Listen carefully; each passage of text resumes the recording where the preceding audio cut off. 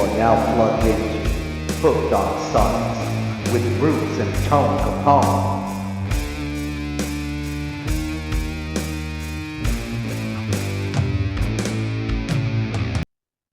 And we're live. What's up, everybody? Welcome to another fantastic episode of Hooked on Sonix, year end of 2025.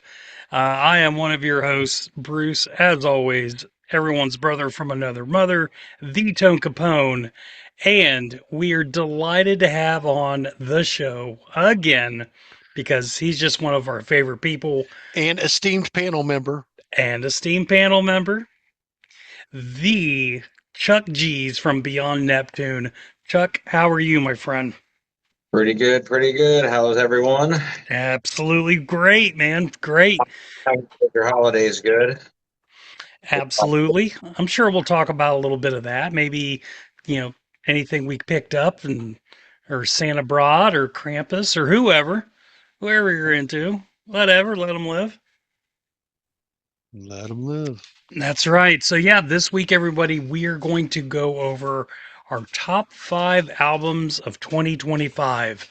No real rules other than your top 5 albums that were released in 2025. So, it could be live albums, it could be box sets, it could be studio, it could be whatever.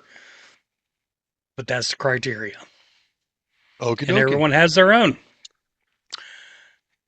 So not only will we be going over those, I think Mhm. everybody here may have an honorable mention or two, and we're going to Mhm. mention one of the albums that still carries with us from the late last quarter of last year, or just in general, an album from last year that you're still enjoying to this day. But I think we got a lot to talk about. This has the Mhm. potential to be a pretty good long episode. Yeah. So, Bruce, Hmm. I got a question for you. Yes, sir. So I was getting text messages all over the holiday. People were just blowing me up. And they want to know, Bruce, how are you? See what he did there? I love that. Well, only because everyone else wants to know. I don't give a shit whether you think I'm okay or not. I'm well. Uh, got a little bit of the sickness. Like 80% of the people I've talked to in the last 2 weeks have dealing with some sort of crud. I was one of them, feeling a lot better. Now I just need to start looking better. Kate, Sella, and everybody else was dealing with it here recently. I Mhm. think I caught it a little bit earlier than them, and I'm trying to stay away from everybody. It's one of the things that's really freaking me out because after being in the hospital last year with the pneumonia, I'm Mhm. not even fucking around with you people. You know what I mean? Yeah. And forgive me, but I'm going to be very frank about it. I'm not going to run around and wear a mask, but at the end of the day, if the cold and flu season's up, I'm not out Yeah. because I've been to shows, packed shows, feeling good as shit. Walk out of there the next day, miserable as hell because some little butt monster went in there and didn't fucking cover their mouth or wash their fucking hands. Monsters every time. Dude, people are nasty, dude. People are literally nasty, dude. I literally watch people go in the restroom all the time and they will come out of the stall and go right out the door. I'm Yep. like, dude, you just had your hands in your ass vicinity. I'm not with it. I'm not with it. I literally look. I'll tell you a funny story, and I'm going to make this very brief. I was in a work situation where I had to meet somebody, and I knew the meeting was coming up. Never met the person before in my life. I'm in the restroom. This individual did the exact same thing I just mentioned. Upon them going to leave, I went, ahem. And they turned around and went, oh, and did a little half-ass wash. Right? Unbeknownst to me, the individual I would meet is this individual. This cat went to reach out and shake my hand, and he was like a boss's boss. And I said, nah, I'll pass. And everybody looked at me like I was nuts. So I pulled my boss off to the side and said, "Hey, look, dude, don't ever, don't ever shake his hand. Don't do it." Poor guy. Maybe he just had a bad day. Yeah, like it was crazy. It was crazy, dude. I've been in that situation. Like I said, I'm not mentioning any names or anything like that, but people are nasty, dude. And Oh yeah. I'm just I'm not one of them. I'm not with the shit. I've worked in the food industry for years. Could you imagine not washing your hands, dealing with people's food constantly? How many people you'd get sick? Uh, Yeah. you We know, do it all the time. yeah. God. But I digress, and I Yeah. ask my fellow brethren here sitting before me today, since I took over the little Oh, yeah. nuance there. Bruce, Hmm. we'll start with you. What have you been listening to this week? Well, I can't remember because I know we took last week off for Christmas. Um, I can't remember if I showed everyone the new Peter Criss album. I think you may have, but Okay. I don't recall. But go ahead. Oh yeah. Did he make you pay Uh, $1,000 for it or not? no, that was all bullshit. There has been nothing but problems with Yeah. this release. Uh, but this album is really good. Speaking of hold on, I hate to interject, but speaking of that, Hmm. everybody's heard about Vinnie Vincent's single being released, and he wants like $200 or something for it. I was going to charge 300. You guys are lucky. I don't know if you've been out there surfing the web, taking a look at that, but amongst the things I was looking into today, I actually went out and checked out something that sounds like what it should be, that song. Hmm. No, just no. Just it's a simple no, dude. It's a no for me. It's I don't care if that album comes out. It's never going to come out. Here's the thing. He said, okay, I'm going to charge $250 for this single, and I'm only going to release it to people once 1,000 people have bought the single. Well, what? He wants Are you? 250,000 flat out. That's what that means. He wants 250,000 before he releases it to the people. Yeah. He thinks this one song He wants is worth everyone to 250,000. pre-order. Yeah. Pre-order a $250 song. And, you better tell your friends or you're not getting it. Fuck off, you nutcase. He's a nutcase. And don't he try to negotiate contracts like that as well? Yes, You he's notorious. pay me all this money, and we'll decide if I show up. Yes, and at the last minute, he'll change everything. He's just notoriously a bad faith actor. Period. He's not a credible person. But anyway, just real quick, just some of the little inner sleeve stuff, which I thought was pretty cool.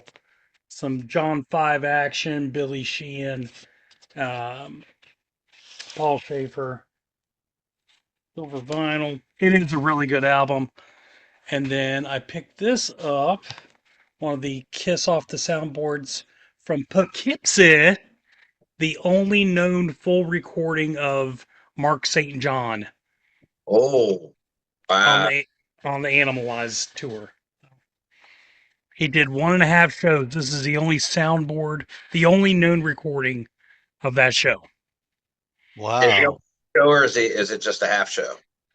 It's the whole show except for Young and Wasted is incomplete and Rock and Roll All Night is incomplete. But everything else it's there. What's the track list? Run it off real quick. Absolutely. Let's see. Opens with Detroit Rock City, Pulled Gin, Creatures of the Night, Fits Like a Glove, which very underrated song. Heaven's on Fire, guitar solo, Under the Gun, War Machine, a drum solo, Young and Wasted, a bass solo, I Love It Loud, I Still Love You, Love Gun, Black Diamond, Oh Susanna, Lick It Up, and Rock and Roll All Night. That's not bad, man. That's a good set list. Mm-hmm. That's a really good. Have you listened to it yet? I have not opened this up, but I have heard it, Okay. through Spotify. Okay. So, if you're a completist, if you're a collection, if it's a unique concert. You get it. Very But close to the fucking, what is that? The Animalize MTV thing. That's very Mhm. close to that list. yes, yeah, it's Yeah. the same tour, obviously, but this is just a little earlier on. But yeah, That's it's cool. it's pretty cool. It's pretty Yeah. cool. I wouldn't go out and say you have to listen to this just for its musical content per se. It's really fast. Now, is this something they pulled from the vault? Yes, this is all vault stuff. They do these off the soundboard releases. They try to do them like once a quarter. So, and this is just one. The last one they just released was from the Asylum tour. The next tour after that was '85. Similar set list, but obviously with Bruce Kulick and a couple other Asylum tunes on there. So that's a much better. That's a much better release to actually listen to, in my opinion.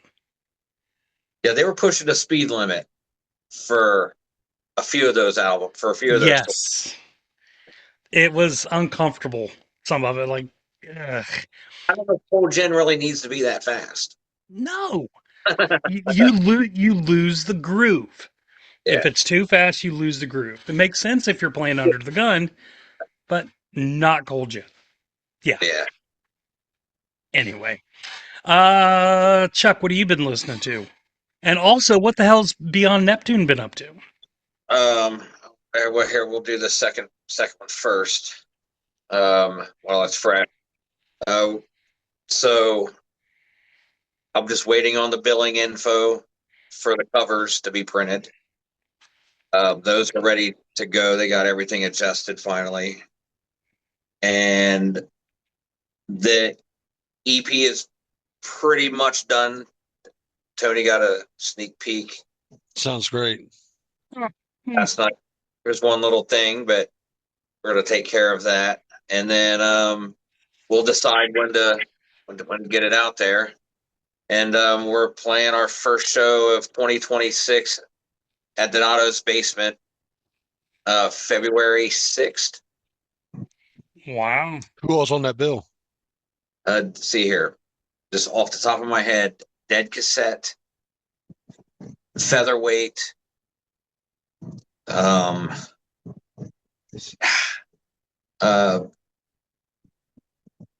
Turning Tides, Okay. and there's one other band. DeVoe. Yeah, fuck. My phone. I'm using my phone to do this. It's not Love Trauma, is it? No, it's not. Okay. Because I know that I think they played there with you guys, didn't they? No, we've never played the Basement yet. Okay. The Basement's such a cool venue. Dude, I love that spot. As far as the Basement at Promo West, that was Suspect Earth's second home. Mm-hmm. Oh, no, right. Donato's Basement. Okay. The dungeon, as it were. I've seen a few shows there. I've played there a few times. Then I went down to see them.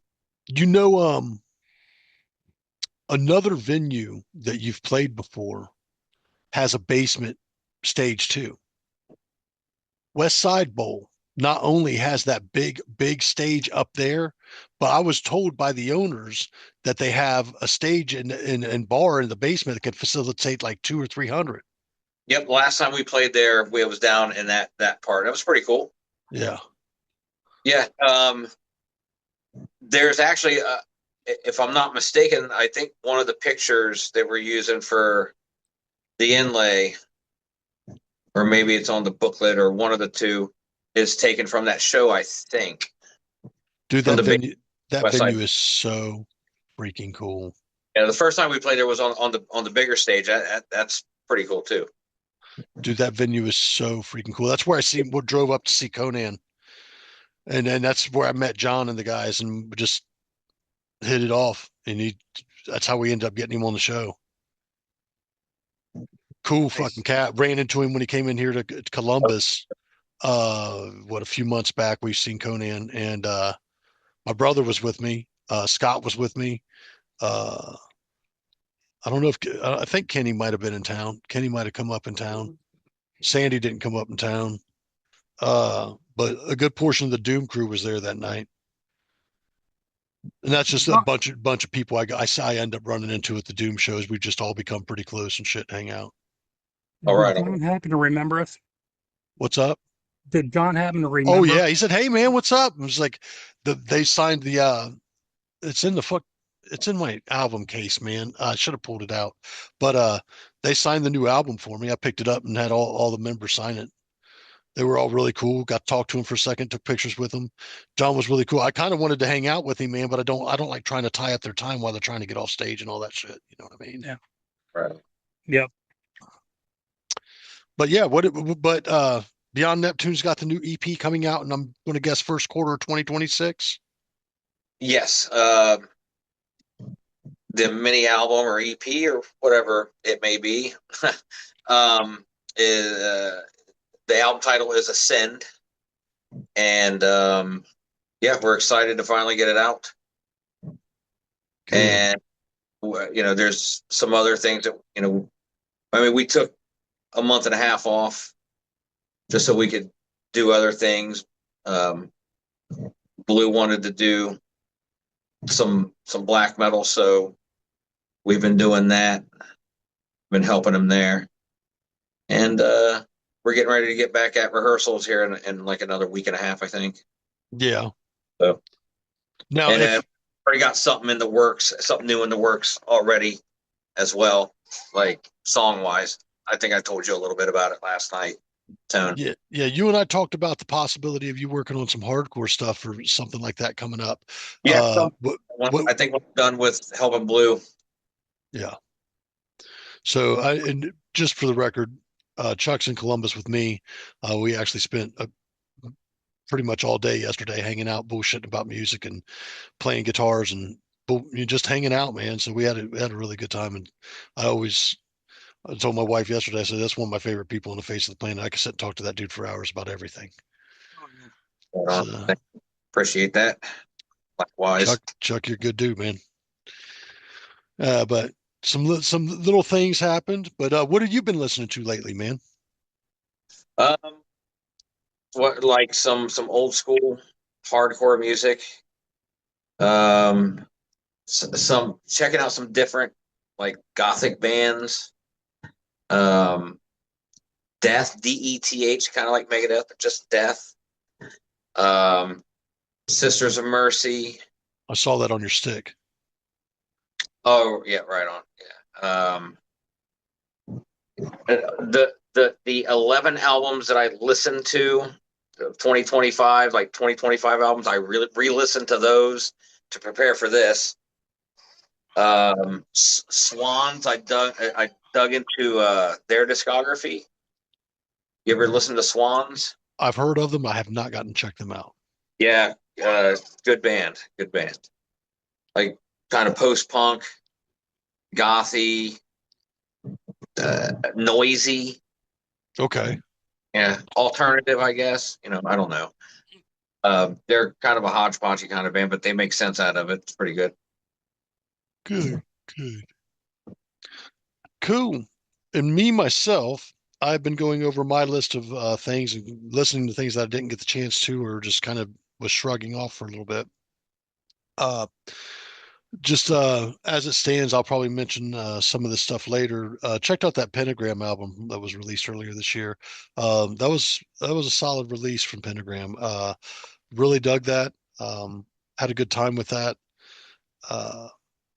As crazy as it may sound, Wes mentioned the Lady Gaga album, The Mayhem, I think it's called, as an album that he's really enjoyed this year. And I'm a bit of a fan of Lady Gaga as a human being. I find her to be very interesting. I think she's a good actress and stuff and whatnot. I would not tell you that I've listened to a whole Lady Gaga album ever. But I checked it out just because Wes said it was a good album, and I'll be honest with you, I think it's honestly going to be. I don't know how this couldn't get Pop Album of the Year. I can't think of anything else that stood out that I heard off of pop radio that probably would compare with some of the stuff that's going on this album. There's a duo on there with her and Bruno Mars. It's probably going to win some accolades. Um, is it something I'm going to listen to all the time? No. It's just I don't listen to a lot of dance. I don't listen to a lot of pop, but I don't think we would be respected in the field of reviewing and understanding music if we didn't try to take it all in. Bruce and I have very different tastes in music. We have, we bring Chuck on. Chuck's got some different taste in music and has turned us on to some stuff as well. And that's what makes music so great is it's tailored to everyone. There's music out there for everyone. But I will say I would have a hard time believing that this album would not win some accolades, and wanted to thank Wes for that suggestion. He also said he really dug that Hives album you gave me this year. And the Hives album, I can't remember exactly what I gave it, but I'm pretty sure it scored pretty high. I had a lot of fun with that album, if I remember. Yeah. So, I could see how those albums could make some people's top lists. Yeah. But I definitely want to get into this.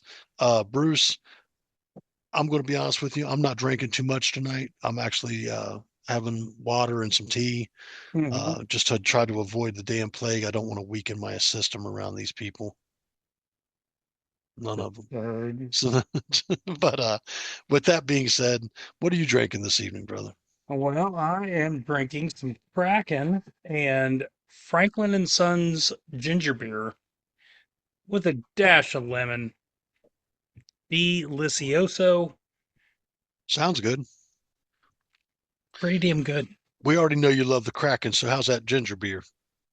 Really good. I've never really had ginger beer. I've had ginger ale, obviously. Ginger ale is a little more syrupy, little, soda type stuff. This is, a lot more ginger to it, a little more kick. It's good for the throat. So, really solid. I really dig it. So it's good for the throat. What do you plan on doing with that throat later? Bend over, I'll show you. Oh, all right. A little off the cuff there, guys.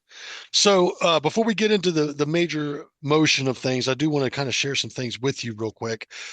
Bruce, these finally came in for you and me.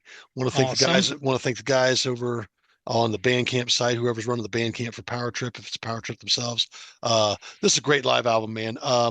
I know I turned you on to Power Trip album, and I'm pretty sure you scored it pretty high this season. Mm-hmm. However, I think you'll really enjoy this. I know you'd enjoy a good live album, and I think you really enjoy this. So you got the purple one coming to you when you come back up, and I hope you enjoy it. It'll be stored safely until that time. Chuck came up, and I was kind of showing him some stuff with my Spark amp, and the wife had gotten me. I'll go ahead and explain what this is. This is a Bluetooth wireless foot controller for this thing. So I can sort through the banks of several different channels of guitar tones over here. And then off the back, it's got 2 slots for expression pedals, a charging port and whatnot. But whatever sound I'm creating with bouncing from on here, I can send off the amp into my DAW and record just about any freaking thing that I want. I had a fun sitting there playing with Chuck yesterday going, name a guitar tone. Was it not nuts or what, dude? Yeah, pretty cool. It's a really cool device, and anybody out there who is a guitar player or beginning guitar player, one of the things I can tell you that really helps with learning to play something is that if it sounds the same. Mm-hmm. It helps a lot having the tone. So when you can tell something, because this thing has AI in it, and I'm done tossing shit everywhere, because it has AI in it, you can on the fly have just about any guitar tone you want. And imagine trying to learn your first Metallica song. You don't want something that sounds like this big orange amp that's set up for Doom. You want something that sounds like a classic JCM, what is it, or a Mesa setup or something like that. Didn't they use Mesa there for a while? So, or a Marshall setup in that degree, old school thrash metal sound. But it's really cool to be able to do that. And yeah, Chuck had a lot of fun. And he got to play the big girl of the house, the Paul Allender. Oh, right on. Yeah. Yeah. She's nice, man. She's nice. Todd loved her too. But the other thing I wanted to mention is Chuck came bearing gifts as you sent to him the Kiss tour book. Mhm. I've got your Kiss book here and your other Kiss book here Huh. for when you come get your power. Yeah, you want to take a look at those real quick? Yeah, There you pretty go. cool. Let me see the back. They're from the 70s. It looks like it. Yeah.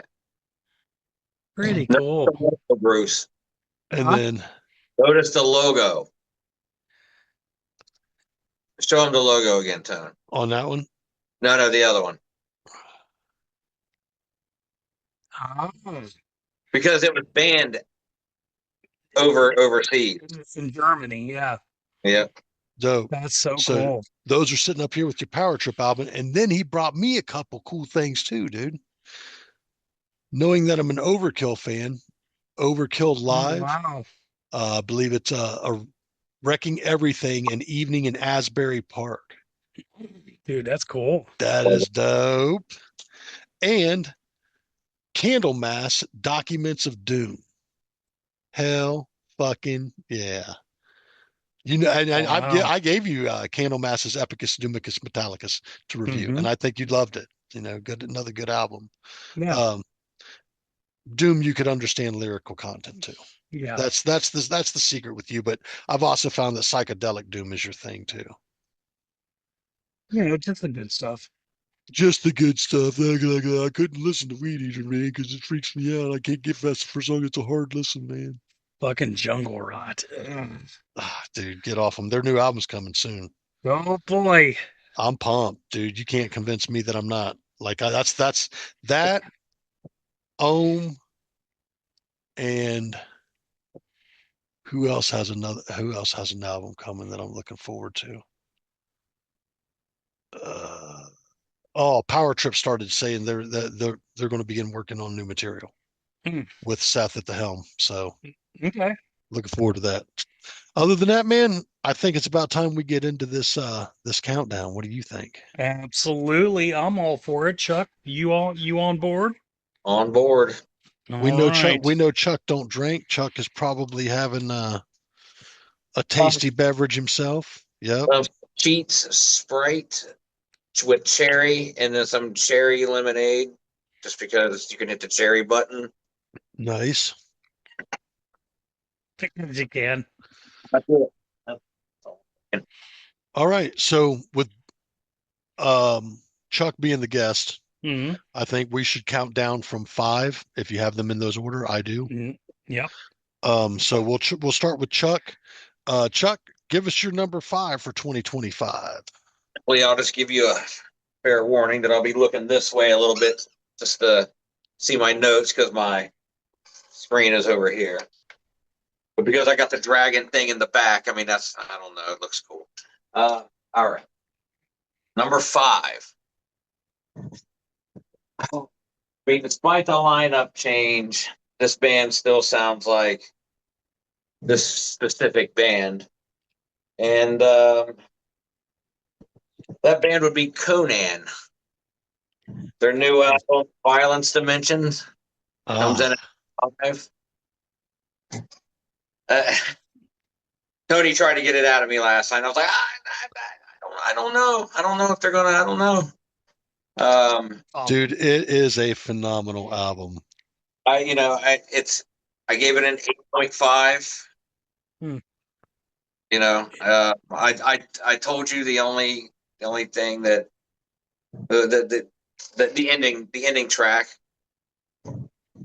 I get it. But the whole album, though, besides that, I mean, it's fucking Conan.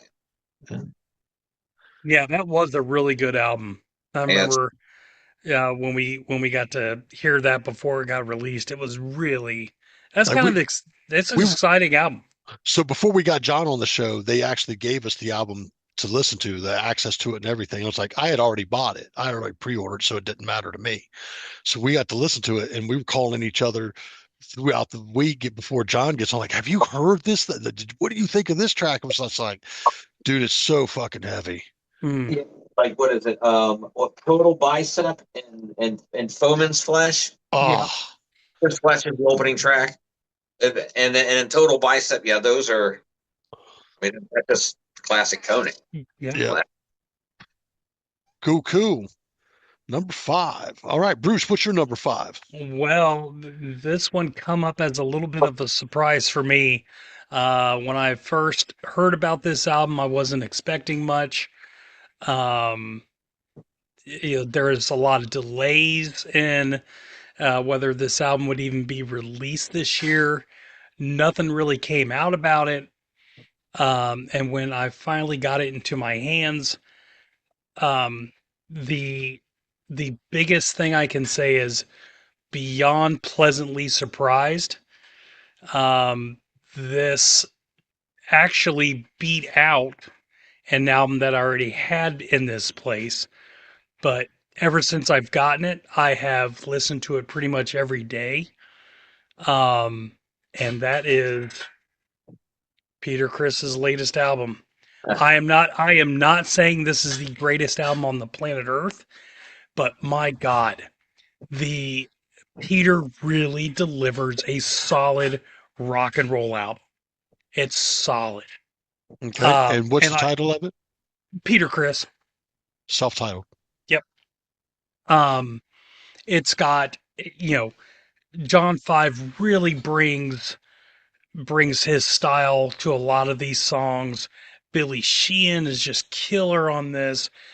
Peter, he's 80, so no, can he scream like he used to? No. Uh but he's still there. The Catman's still there. Um and there's a lot of variance in some of the songs. There's some stuff that's like doo-wop rock and roll, some stuff that's almost like country, like like rockabilly country stuff. There's a little harder, John 5 type stuff. You know, if you're remotely a Peter Criss fan, you got to pick this album up. It's really good. Really good. So that's my number 5. Cool. My number 5 comes from a band out of Cleveland, Ohio. I saw these guys as the opener when I went and seen Monolord up in the grog shop in Cleveland. And there are situations you go to a show and you don't know much about the openers, but sometimes in those rare instances, you go to a show and the whole show is just stellar. Like each band is so good. And you may not know the openers. Did not know they were from Cleveland. Saw their singer running around through the crowd and wow, what an interesting character. Then she would get up on stage and I'd go, whoa.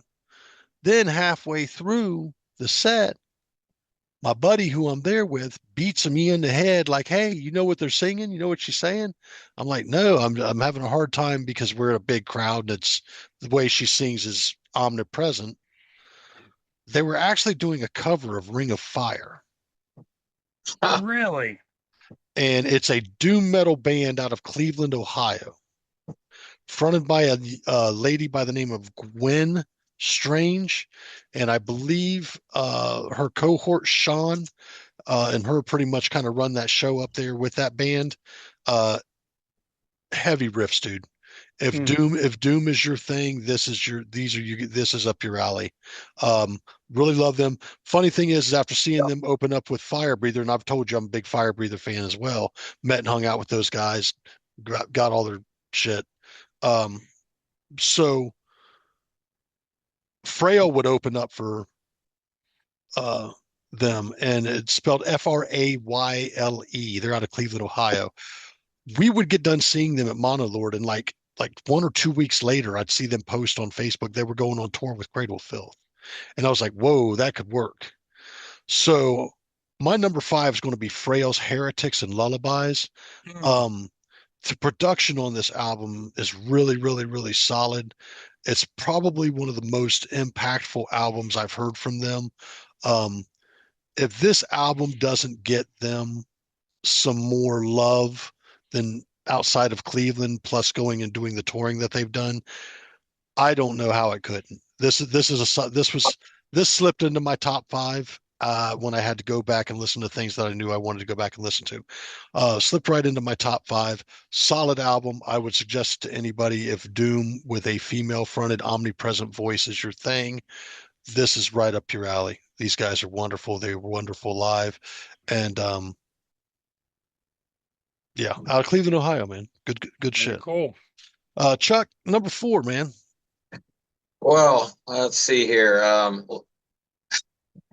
Speaking of bands that have 43,212 lineup changes, let's go back to Cradle of Filth for a second, Tony. Seeing how you had to mention them. Number 4 would be The Screaming of the Valkyries. From the Cradle? The new Cradle of Filth album fucking sounds like Cradle of Filth. Even with the lineup, that they, well, at that point, I think those guys had been in the band for a little while. So there was, some chemistry built, but like there is an old school element, of things that they used to do while incorporating, some newer elements. But I mean, Danny Filth's voice is still at the top of its game. And there's still a lot of high level playing and songwriting. I think I've seen some video footage of it, and I think what's kept me away from that album personally is there was some serious drama going on with the band earlier this year, and I wasn't in the headspace to listen to them because I'm kind of irritated that you're right. They've had 5,443 freaking members, dude. And for me, the era of Paul Allender, Sarah Jezebel Diva, that was my favorite era of Cradle. Yeah, of course. Yeah. And I've met Danny and Sarah behind the Newport, hung out with them. Great people, absolutely great people.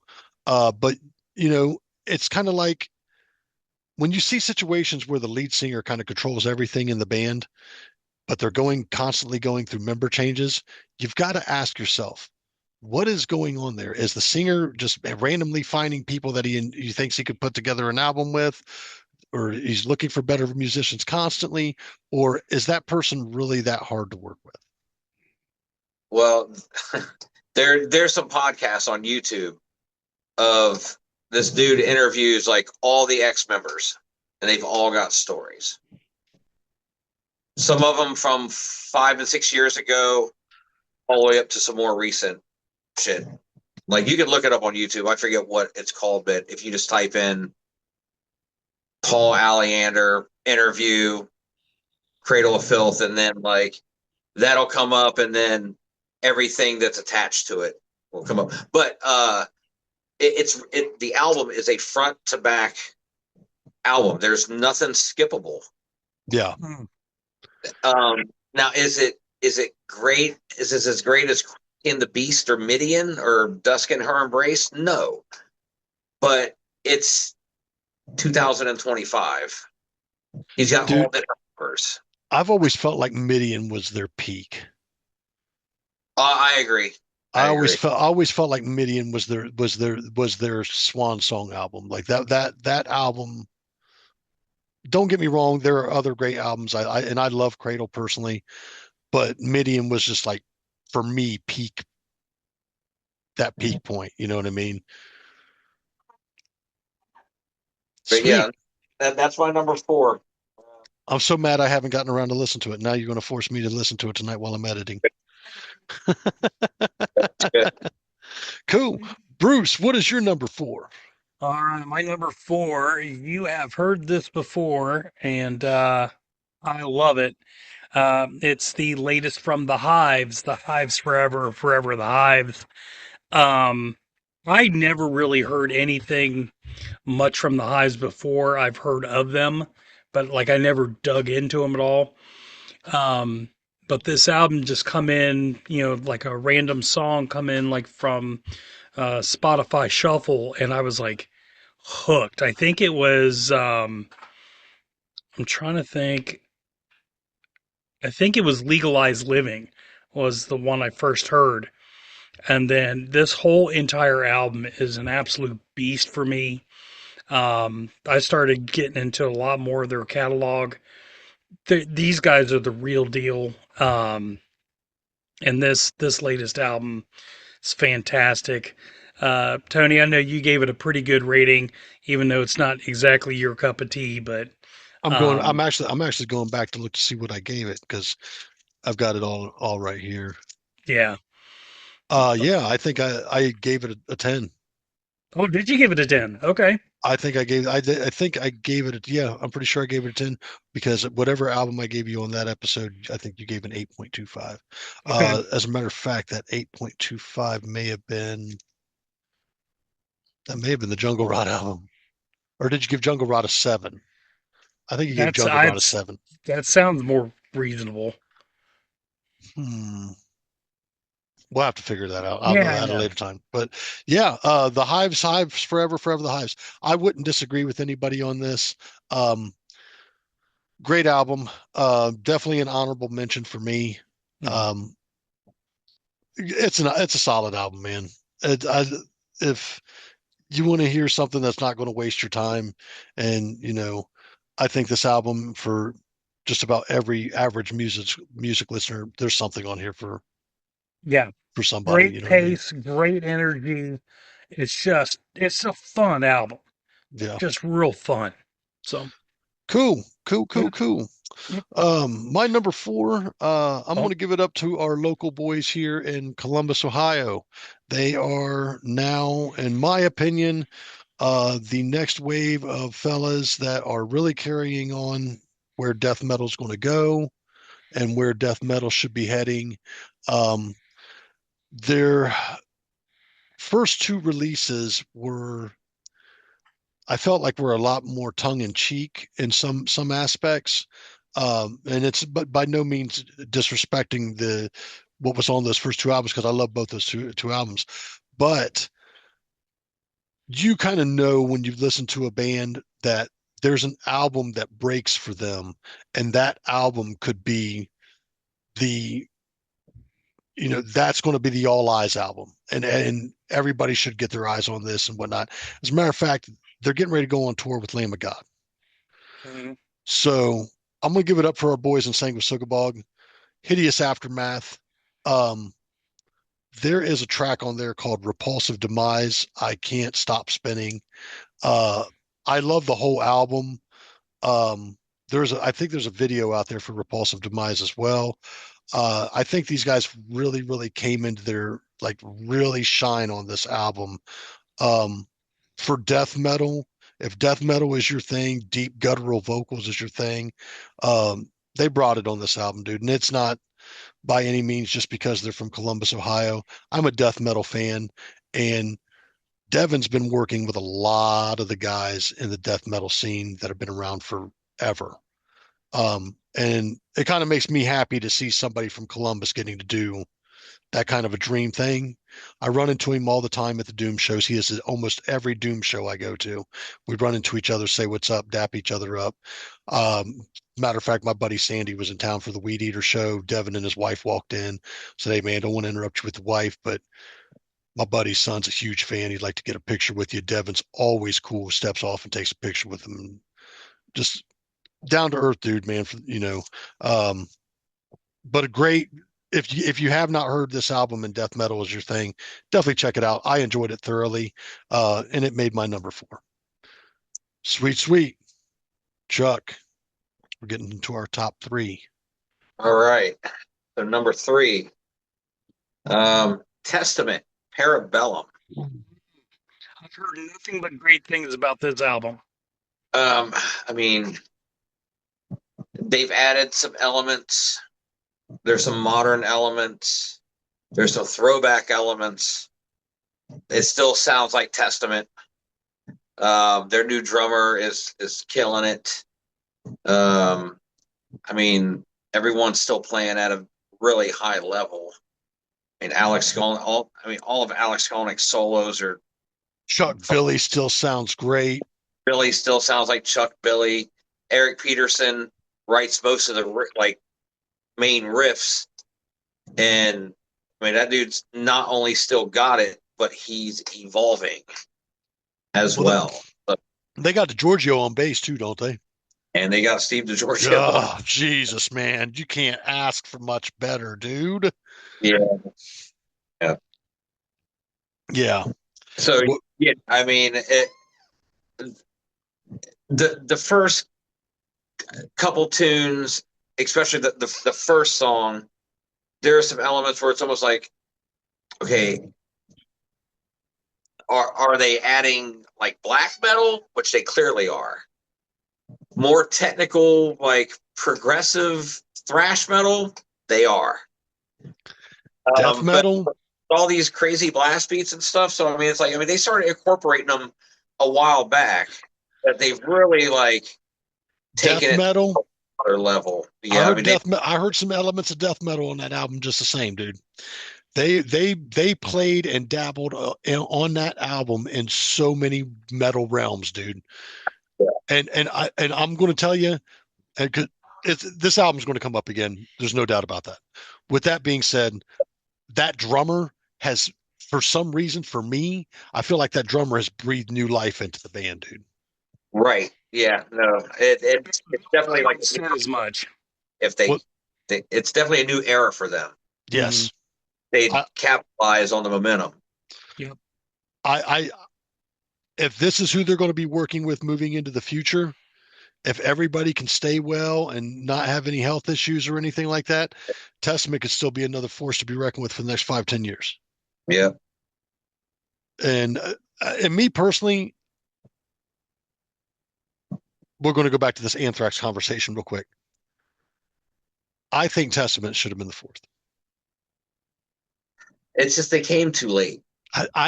Dude, here's the thing. If you take Anthrax albums to Testament albums, I agree. Discography per discography.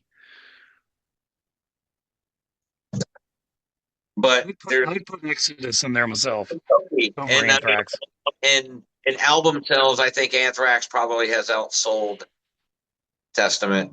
Yeah. Yeah.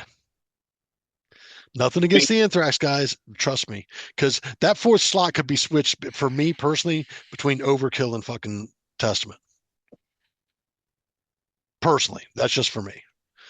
I honestly feel like in the realm of thrash, the East Coast isn't represented enough in the Big Four. No, you're right. You know, that's like, if you talk about Doom and Stoner and Desert and stuff like that. I mean, while we had things going on in California and shit with Sleep and stuff, you had the guys down there in Caius and whatnot. Over here on the East Coast, we had Crowbar and we had Acid Bath and stuff like that, man. So different flavors of the genre that made it what it is today. But Testament for me is, I don't know, dude. They're top notch, man.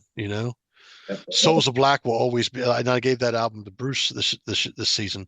Like Souls of Black will always be one of my favorite thrash albums, just hands down. Me as well. Yep. So, Testament, Parabellum, man, great pick, dude. Yeah, that's a killer album. I'm actually surprised that didn't make your number one, honestly. But I'm interested to see where you go with that. Bruce, you're number 3, bro. All right. Well, my number 3 comes out of Phoenix, Arizona. These guys have been playing with each other for at least 30 years, and I'm talking about the latest from the Super Suckers, Liquor, Women, Drugs, and Killing.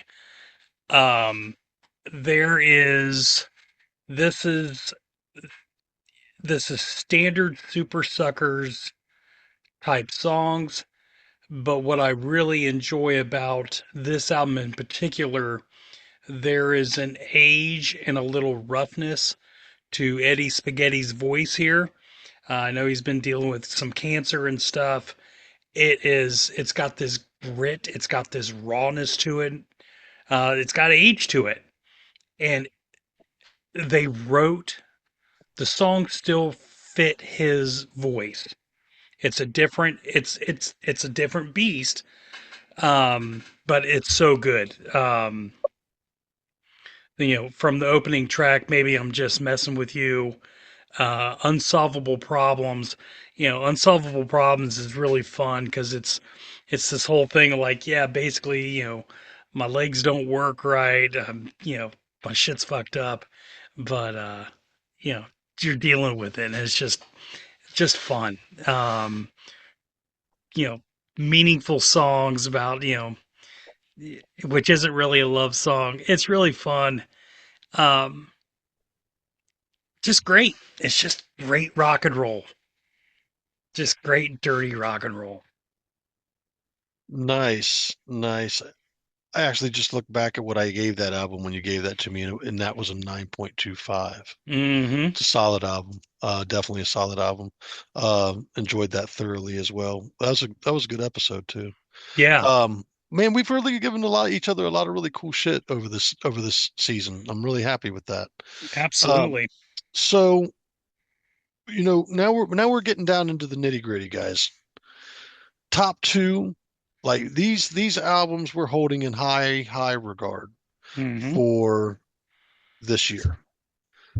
Chuck, give us your number two, dude. Okay, so this band took no time off while this person was away, and they seem to have done just fine without him. Got a couple Grammys and whatever, but it sounds so much natural to have Mike Portnoy back in Dream Theater that my number two goes to Dream Theater. What is it? Parasomnia? I think is how you say it. Yeah. Again, front to back, all killer. They're giving you all the classic Dream Theater tricks that you want. James LaBrie still sounds like James LaBrie, regardless what people say about him live and whatever. In the studio, he still sounds like himself. They've evolved their sound a little bit, using some like Codan low tune style 8-string sounding riffs, but still makes it sound like Dream Theater somehow. But yeah, having Mike Portnoy back in the band sounds more natural. You can hear the difference between him and Mike Mangini. Okay. And it just sounds more natural. It sounds like a Dream Theater record, like the Dream Theater that you want. So And I know that Portnoy left and he went and did some other projects as well as working with the Winery Dogs there for a while. And I'm actually a big Winery Dogs fan. My wife is a huge Winery Dogs fan. So what happened that Portnoy is back in? I mean, Mangini just didn't decide to stay, or no, that was so. If you go back just a couple years ago, they had did another Liquid Tension experiment album. Portnoy, Jordan Rudess, their keyboard player, and John Petrucci, and so I think that's what kind of got the ball rolling a little bit. And then from what I read on Blabbermouth, I mean, like, it was probably just more of a natural, like, yeah, it's time to get Portnoy back in the band. And Mike Mangini kind of gracefully stepped aside, like, yeah. is Mangini anywhere now? And I mean, like, you can't say that it's the original guy coming back. What are you going to do? Yeah. Now, is Mangini with anybody now? Um, it's like I seen him play. I want to say with like Annihilator, like very recently, just as a guest spot. He came Fill-in or out something. because he was an Annihilator for. That's where I knew him from. I didn't know he was this great drummer until Dream Theater. I mean, like it's like I mean, I thought he was a cool drummer in Annihilator, but his playing in Dream Theater was on another level. But Portnoy's got there's more of that feel, I guess, that swagger. Yeah. That Portnoy and the backup vocals. Well, Portnoy is just an amazing artist in general, dude. As far as drumming goes, you'd be hard pressed to find in the modern era of metal anybody that is on that caliber. You know what I mean? I mean, when I think about Portnoy and I think about great drummers in what I would consider the modern metal era, the top two guys that come to mind are going to be Portnoy and Gene Hoglan. Dave Lombardo, of course, Lombardo is just another one of those clutch players like that.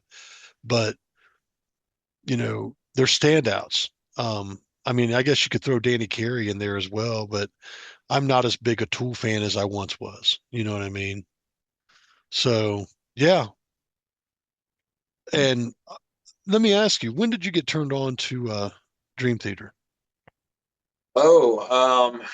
So there was a videotape. I think I bought it at Used Kids, and it was 1990, like just a bunch of videos, 1992.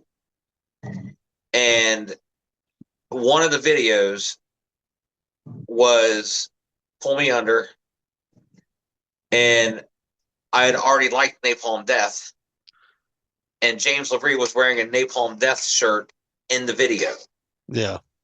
And you could hear, like, even though they weren't thrash metal, you could tell that if they wanted to, they could do that. Yeah. And the playing and like the stop starty riffs and all of that. And so that videotape turned me on to them. And then I seen their video on MTV and whatever after that. But yeah, I mean, Images and Words. Song. So Images and Words was that album. I remember. That's right. Yeah. So here's the funny thing that I remember about, and I've talked, God, man, this is so cool that you brought this up. So there was an era right where hair metal was dying, grunge was getting ready to make its move in, but we got this small window where some of these guys from these hair bands were doing other projects. And Stephen Pearcy of Rat had a band called Arcade. And Yep. they had a big hit called Cry No More on our local radio station. That's how I found out about Arcade. Neil Sean of Journey would put together be in a band called Hardline, and they had a song called Hot Sherry that came out around that time. Let me continue. I'm gonna, all in this time. These bands were all around this time. This sound. Saigon Kick had dropped an album, but they only got love for the fucking ballad that was on the album. The rest of the album was a little more mature than most of what we were hearing from hair metal. Okay, and that was the Lizard. Circus of Power dropped an album, and they had a single on it at that time called Mama Tequila. And I remember I really loved the riff of those guys. It was really kind of this really dirty thing that was going on. And Dream Theater would drop Images and Words. So we ended up with this huge blend of shit that was going on in the music industry. But I guarantee you, I can talk to 1,000 people a day and go, you remember Circus of Power? Nope. You remember Hardline? Nope. You remember Arcade? Nope. You remember, like I could talk to people about this era that I know existed, Do you know who Dream Theater is? Oh, of course they do, because now Dream Theater's this international fucking thing. But I remember hearing Images and Words and then nothing afterwards, because they weren't blared on the radio like Images and Words was. And even then, it wasn't a big thing. Right. Do you know what I mean? You got to like, you would hear the normal MTV stuff, and every once in a blue moon, you'd get that Pull Me Under video, because it was like a 7-8 minute video, wasn't it? No. It was actually cut down. Yeah, I think There it was cut down for TV. were some edits that I don't like, but Yeah, but there was just this era that I remember, right around between 92, 96 era, where there was this thing going on where grunge had not quite made its move in, and hair metal was on its way out, and the guys from the hair metal era were looking for what they could do next. And there was some really cool stuff that evolved from that time. But God, I think even around that time, didn't Bruce Dickinson do the Tattooed Millionaire album? Mhm. that was 1990. Okay, so there was just a little bit before that era. Okay, so yeah, but there was just that era. Bruce, I know I've tied up a lot of talking here, but we get like this when we get with Chuck, and it's okay. Um, what was your number 2 album for the year, brother? I don't think, did you give us your number 3? Whoa, yeah. Oh, I did not give my number 3. I stepped a little bit out of order. My bad. Uh-huh. Okay, so my number 3 comes from out of Cape Fear. The movie? The No. movie soundtrack? Um, where is Cape Fear? North Carolina, South Carolina? North. Okay, so these guys come out of the same area as another good band I absolutely love called Weed Eater. They're somewhat similar in sound. The vocals are very rough, heavy riffs, and 2 of the 3 members were former members of Toke. Uh, Toke had been around for a good spell, and their guitar player, I think, I believe their guitar player got into a serious accident, and he has, from what I understand, a long road to recovery. However, they would continue on under the bass player singer's name, Bronco, and the self-titled album from Bronco is. I got to see them live, and aside from the atrocity that Bruce and I kind of I don't like the cover. I think they could have pulled off a better cover on that album than The Night the Lights Went Out in Georgia. And if that's the only thing I'm going to ding that album for, then honestly, it's to me it's a small ding because of how great the rest of the album is. Legion is a phenomenal track.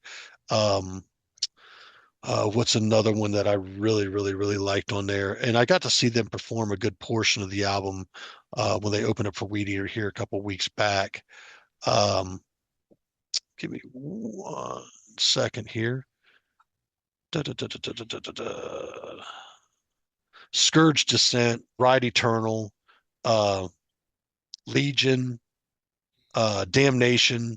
I mean, this album is thick, man, and I would implore anybody who's into that Weed Eater heavy doom style stoner sound, definitely check these guys out. Be prepared for the vocals. They're along the lines of what you would see like from Bongzilla and Weed Eater. But if that's your kind of thing, man, I want to thank my buddy Sandy for turning me on. He actually told me I should get to the show early and catch him. If it weren't for him giving me that heads up, I would not have found out before I went and seen him. So yeah, Bronco's self-titled album definitely gets a slot number 3 from me.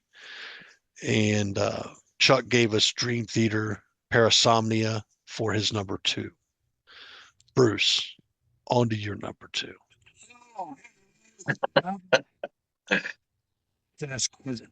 All right, so this next album, this cracked on my Spotify list This made the number 2 album most listened to that I listened to for the entire year. Um, and that is previous guest, our friend of the show, Keith Roth, his solo album, The Law of Diminished Returns. Um, Another great straight up rock and roll album. Um, you know, one of my favorite songs on here, I Don't Feel Like Thinking Today, is just so good. Um, great cover of Superfly. Um, and then, um, he does a song with Punky Meadows, Down in the Room, and then a little political song, Straw Man, featuring Ross the Boss. Just, all in all, straight up rock and roll. Um, Great solo effort by Keith. And, hopefully it's a great precursor to what's coming out with the new Dictator stuff. And, he really showed that he can do it on his own. So, and also really good player on here. Does a slide guitar. I think it's on Pain. Nick McMillan. He's out of Canada. He's a great guy. I think he listens to the show. Um, does phenomenal slide guitar on the track Pain. So shout The out to cat, Nick, and he listens to the show. I think so. Oh, that's cool. Thanks, Nick. Yeah. So yeah, Law of Diminished Returns, my number 2 for this year.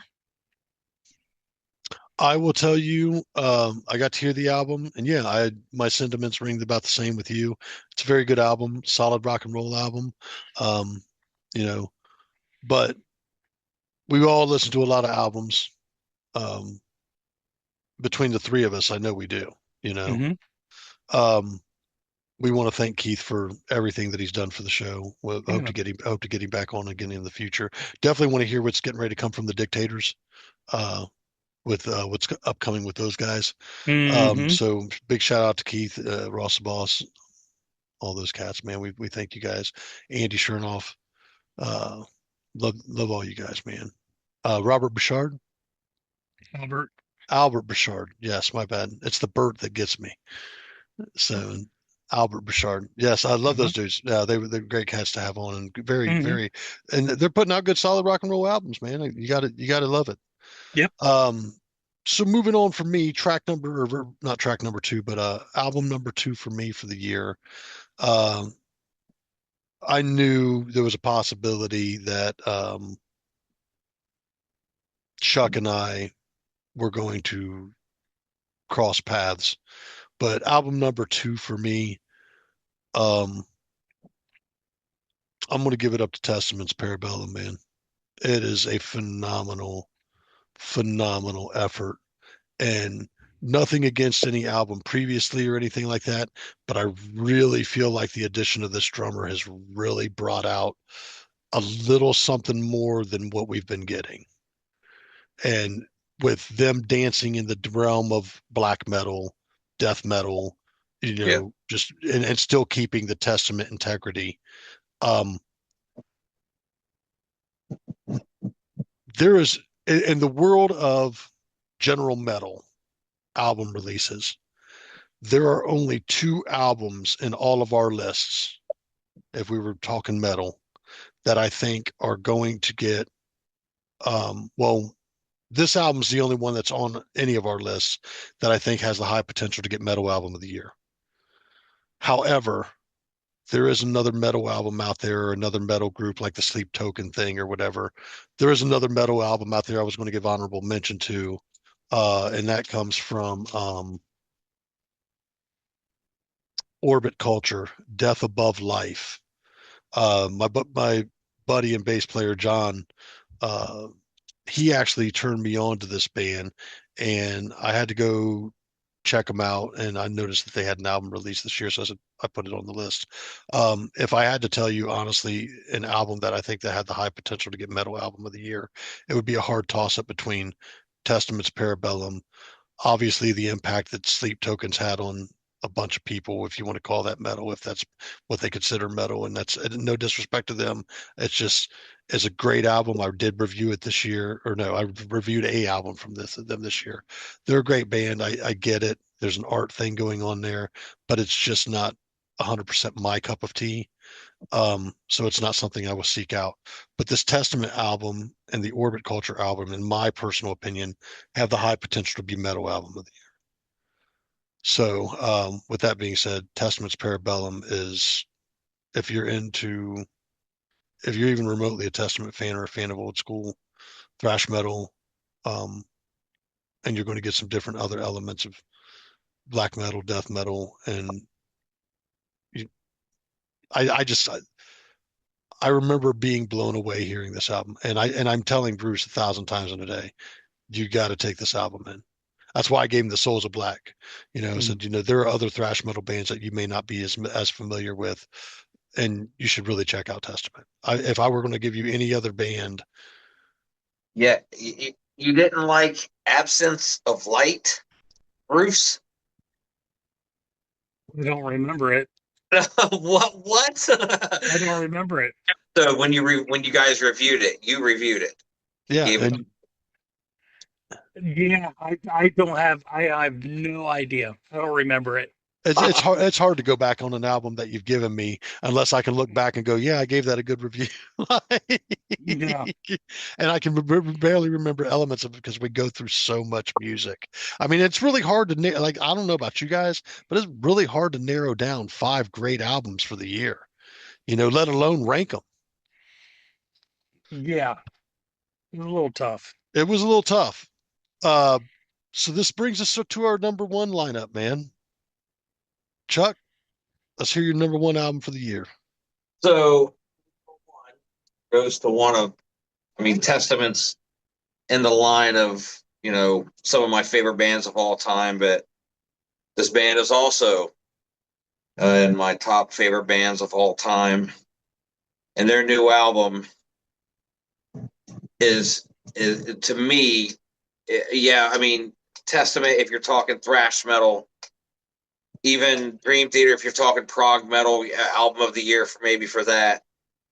But like just an overall universal metal thing would have to go to the new Deftones album, Private Music. It still sounds like the Deftones. They're not doing anything any different than they've done.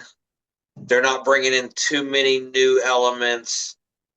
Chino does some different things with his voice here and there. It's just a sweet Deftones album from front to back. Nice. I fell off after White Pony. Oh, there's some good stuff after White Pony, Tony.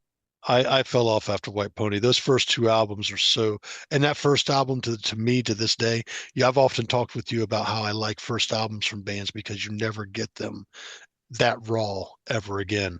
And that first album, Adrenaline, is the rawest you'll ever hear, in my personal opinion, of the Deftones. It's the same way with Death. You're never going to hear Death sound more raw than they did on Scream Bloody Gore. Right, but it's what they did after that for me that it overshadowed. Just like with Death, everything that Death did after Scream Bloody Gore and Leprosy outshined those 2 albums, in my opinion. Same thing with the Deftones. Everything that they've done after the first album outshines that first album. And they started adding the atmospheres and the darker elements. Some of the trip hop stuff is hit and miss for me, but just the way that Chino uses his voice and how the guitars and everything, how they use chords and reverbs and delays and everything, and how they create the picture. Deftones is one of my favorite bands of all time. And yeah, the new album, the 3 songs that they released basically just like right back to back to back were all just fucking killer. It was just like, okay. And then like when you listen to the rest of the album, it all flows together. There's nothing skippable. I will have to check it out. It's the best album of 2025 that I've heard. Okay. Hmm. You ever got to see him live? What's that? You ever gotten to see the Deftones live? Yeah, once. I've seen them twice. 19, no, maybe 2000, I think. Saw him at the saw him on an Ozfest, and I saw him at Newport. I may have seen him 3 times. I may have seen him twice at the Newport. Yeah. My ex-wife was a huge fan. She's a huge Korn and Deftones fan. My wife now is a huge Korn fan. Korn's So, good.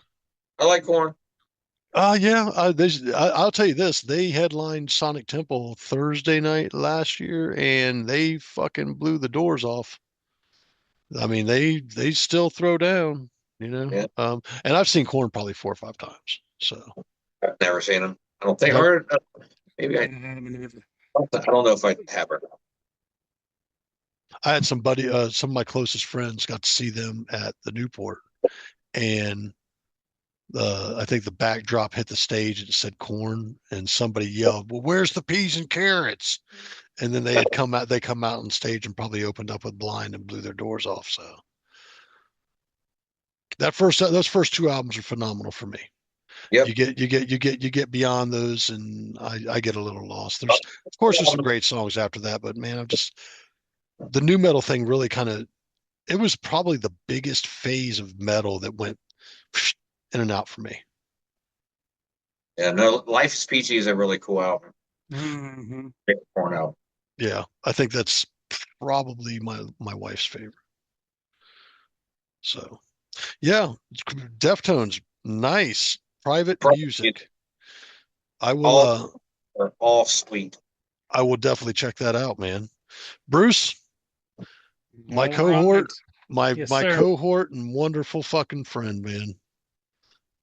What's your number one, brother? Well, let me tell you, I have been high on this album from the first time that I heard it, and this is pretty much I've listened to this album every month in some way, form, or fashion. Um, Prior to this album, I only knew one song, and I couldn't fucking stand it. Um, to me, they were a one-hit wonder, but from top to bottom, this album absolutely redeems this band for me, and it is the Darkness's latest album, Dreams on Toast. Uh, just I could not stand that. I believe in love. Couldn't Yeah. stand it. Awful. But this thing kicks in with rock and roll party cowboy, just real fun lyrics. Just they don't take themselves seriously. Um, there's hints of Queen in this. There's they've got their own thing. It's just a top to bottom, not one skippable song on here for me. It's got a great blend of like in your face, kick ass rock to, little more meaningful songs, a little more, ballad type stuff in here. And it all fits. And Justin Hawkins, you know, one of the things I was really glad to hear is he doesn't oversing. He doesn't, overdo the falsetto shit. He doesn't like he really paid attention to what his voice was doing here, and it's very just it really shines. This album really shines. Um and it's definitely my number one all in all album of the 2025. Wow. And with that being said, we are never going to do another show again. I'm just kidding. I no, I think I remember you gave me that album, reviewed it. I don't remember exactly what I gave it right offhand, but I don't remember being a terrible album. So, but just for me, there was probably a preconceived notion with that. I believe in a thing kind Yep. like Yep. that when I heard that, I knew right then there I kind of wasn't with it, man. And it's no Yeah. disrespect once again. It just wasn't for me, man. Yeah, but that isn't on this album. This Yeah, I this know. I album is know. a complete departure from that. So, That was many years ago. That was many oh yeah, years. So, yeah. um, well, that brings me to my number one. Mm-hmm. I already know what that is. I know what it is. You didn't even have to tell me. Ladies and gentlemen, I am going to give it up to Conan Violence Dimension. Um, this thing, but I listen to Conan on a daily, man. I absolutely love them as a band. They are definitely one of my top in the genre. I sit down and go through their discography at least once or twice a month. And that's just driving around in the car. This album, me and my bass player talked about it. We sat and actually listened to it. I told him, I said, "Hey man, you want to hear something really cool?" He's like, "Yeah, what's up?" I was like, "I got access to this album before it drops, and just get over here and listen to it." He's like, "Shit." We got together, we barbecued, and we sat and just listened to this, and it's just like, God, they're so fucking good. Um, with tracks, you know, I'm gonna kind of go off on a couple things here. Opening up with Foeman's Flesh, excellent track. Desolation Hex, excellent track. Total Bicep, I would have to agree with Chuck here. I think this is the track. Total Bicep is just a banger of a track. A lot of this is long, so keep that in mention. The title track's really good. One of the other ones that stood out really well to me is Frozen Edges of the Wound. I love that track. Warp Sword's pretty good. Nothing against it whatsoever. Ocean of Boiling Skin. Jesus, God bless, man. That's a heavy track. And then obviously Vortexian, which does a droning synthetic thing going on there. Feedback. Huh? A lot of feedback. Yeah. This is not for everybody. But if I wanted to turn somebody on and go, man, you want to hear what I like about guitar tone, what I like about a thick, deep, just it's so heavy of a tone you can barely breathe. It's just so thick. It's like trying to breathe in butter for fog or something like that. It's thick, man. And being a Conan fan anyways, dude, this album's phenomenal.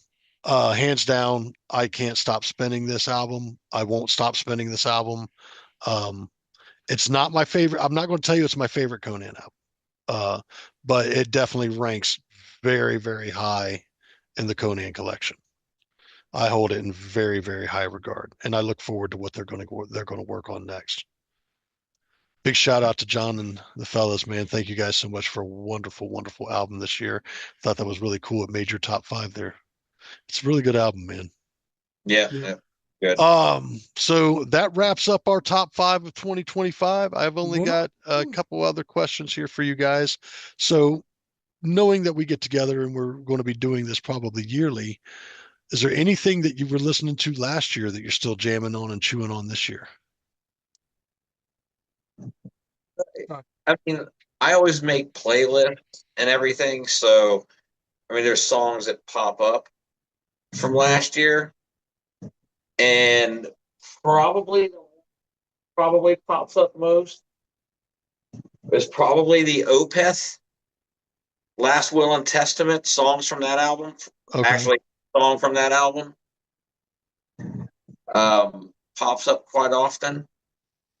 That was on my list from last year's episode, I believe. Okay. And yeah, I mean, it's just Opeth doing what they used to do mixed with the 70s prog shit that they started to do, 15 years ago. It's well put together album. A lot of like storytelling. It's a concept record. So I mean most of it's clean vocals. So if you haven't checked it out or anything, definitely check that out. Sweet. Bruce, how about you? Two that made that rounded out my top five albums that I listened to in general last year was Amon and the Sniffers' Cartoon Darkness, which came out in late 2024, and then friend of the show, India Ramey's Baptized by the Blaze. That that was my number one album that I listened to the most this past year. So, Nice. yep. So for me, two albums dropped. One actually dropped super late last year, like right before the show. I think it even made my top five of last year. Electric Wizard's Black Magic and Black Magic Rituals and Perversions Volume 1. Yeah, phenomenal recording. I believe I want to correct something. From what I understand, they recorded that in one take, from what I understand, and I don't believe it was actually a like live and concert footage thing. I just really like Justice vocals. I can hear them very well on this album, and it really captures the whole essence of Electric Wizard. It's a phenomenal album to this day. I still enjoy listening to it from hearing it last year. And then the other album that really just and this is, be honest, this band has stayed on rotation for me in general, but the album has been part of what I've been listening to in rotation. Blood Incantations, Absolute Elsewhere. Um, I love those dudes, man. I think they're a phenomenal band, and they have surely slipped into my top five to see live. Chuck and I were supposed to go see him, but it just didn't pan out for either one of us. I think Chuck had a family thing going on at the time that was kind of a bit of a bummer there. The cat, probably Yeah. cat. Yeah, think you were losing your cat at the time, man, and it's totally understandable. But you and I have agreed that even if they come within a state that's worth the drive, you and I'll make the drive to go see them. So, It was the best album that I had heard in 10, 15 years. yeah, they're something else, man, and I I don't want them to wrap up this tour cycle too soon because I want to see them, but I kind of want them to wrap it up soon so we can hear the next thing. So, but yeah, that was definitely it. A couple honorable mentions I just kind of want to throw out there. The Castle Rat album, I gave that to Bruce earlier this year. The Bestiary. I still think it's a great album. The Orbit Culture album. Once again, this really kind of isn't my bag of tea, but listening to the album, I honestly think that this has the high potential and could have high potential to rank very high among a lot of people's albums for metal album of the year. Pentagram's Lightning in a Bottle. Definitely want to throw that out there. Thoroughly enjoyed that album. Um, and I just listened to it very recently, but I thoroughly enjoyed that album. I couldn't slip it into my top five. And then from our friend West Beach, suggestion, he had stated that the new Lady Gaga album was pretty good. I did check that out, and if pop music, dance music thing is your thing, uh, when it comes to the realm of, radio friendly music, I don't see why this album wouldn't score some awards. So, Bruce, any honorable mentions from you, or I already just gave you them. all right? And Chuck, any honorable mentions from you? Yeah, so say the new Blood Alpha Nord album. The new what? Hang on 1 second. Let's see here.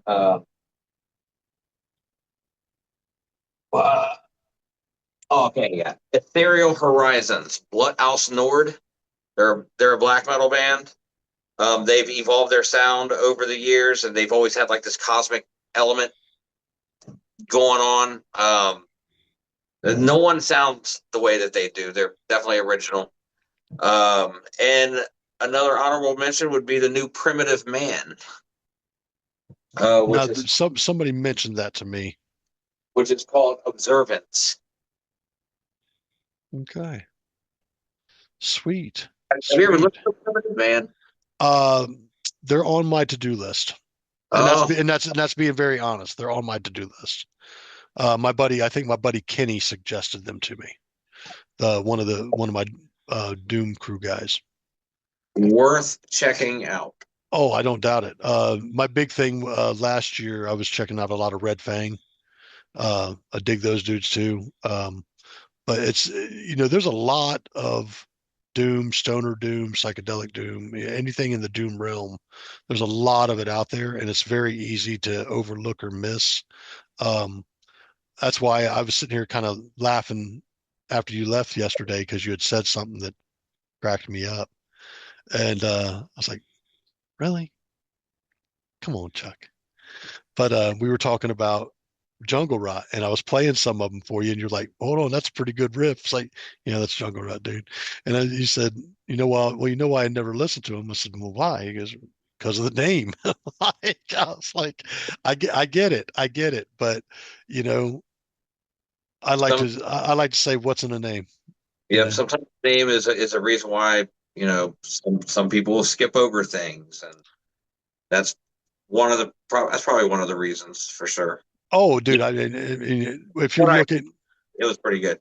I mean, if you're looking, let's be honest. If you're looking at the record store and you see Metallica, Ride the Lightning, there's this lightning bolt running through it, or you see Castle Rat and there's this chick on a horse or a unicorn or something,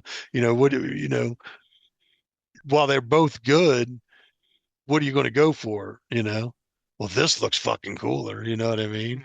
It's a thing, man. So I don't try to let names bother me too much, but Jungle Rot ranks so high, and I'm looking forward to their new album. I'm hoping it hits early next year, dude. I know they started recording the video that they're probably getting ready to release for whatever the first single is, but yeah, definitely looking forward to those guys. Speaking of which, I ended up with a new big old Jungle Rot flag for the garage. My buddy Dave got me. Shout out to Dave. I know he listens. So yeah, man. With that being said, that was a wicked year in review of 2025, man. Want to Absolutely. thank Chuck for coming on. We look forward to hearing the new stuff Um, coming from you guys very soon. Hopefully, you get that to us sooner than later. I would definitely like for you to take the time to get with the rest of the fellas from Beyond Neptune. Give us the heads up so we can both sit down and have a chance to chew on what you've got done. I'd like to bring the guys from Beyond Neptune on, even if it's just you and Blue, or if all four of you guys want to come on and just hang out in the room and yap, we can figure that out. But I'd love to get you guys on and talk about how that whole process went down. I know you gave me a little bit of information yesterday, and it was very, very interesting and very cool. So if you'd be open to come back on and talk about it, just get with us. Bruce, got anything to say?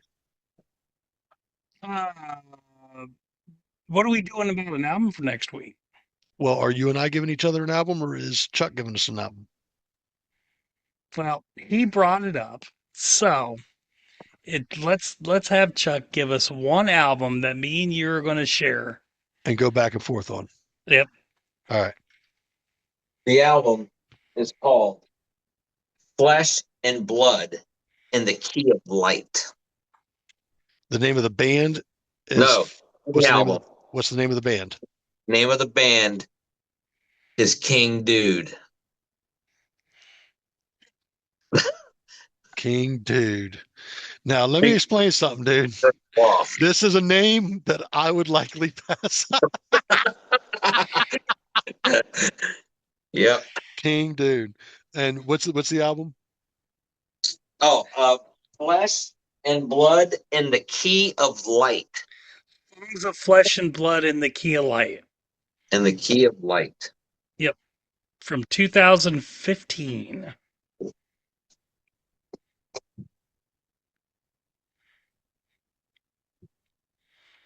All Looks like right. he plays a Les Paul. He can't be that bad.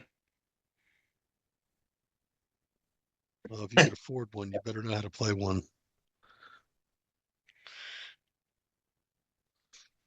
Anyways, This sounds like it should be a very interesting album from 2015. We once again want to thank Chuck for coming on and being one of our esteemed panel members.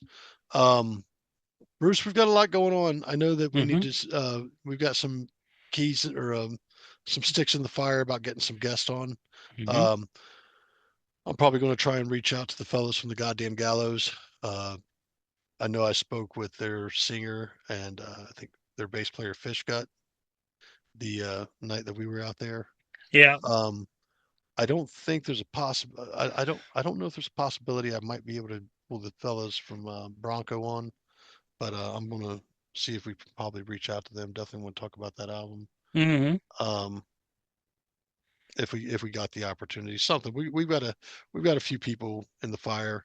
Hopefully the Dictators get their stuff released for next year. I know that they're working on it. They are working on it, right? Yep. Yeah, so we're looking forward to that. But other than that, man, it has been a wonderful year in review. Chuck, thank you for all your time and effort and hanging out with us. I know that you got to take some time out of your time to even go over some albums to be able to bring them to the table. And we appreciate that effort. The only thing I'm going to say is let's do it again next year. Yeah. There we go. I appreciate y'all having me and all that. And I'll let you know when we're getting the Beyond Neptune EP ready to release. Ascend. Yeah, Ascend. Is yep. The mini album or EP. We're not sure what it is. And for all of you watching, we hope you had a very Merry Christmas or holiday, whatever you choose to celebrate. Also want to say, thank you for listening. We do appreciate it. Please remember to like, comment, subscribe, hit that notification bell, and share us with a friend. Any music lover that wants to get turned on to many different things, because we go traveling across so many realms. Bruce, anything you'd like to add to that, bud? Just remember, get your pet spayed and neutered, and thank you all ever so much for all your support this past year. And here's to another kick-ass year, bigger and better than ever. Sweet. Chuck, once again, thanks for joining us. Down there's Chuck. I'm Tone. I'm Bruce. And we are Hooked on Sonix, and we will see you guys next week. Happy New Year. Happy New Year.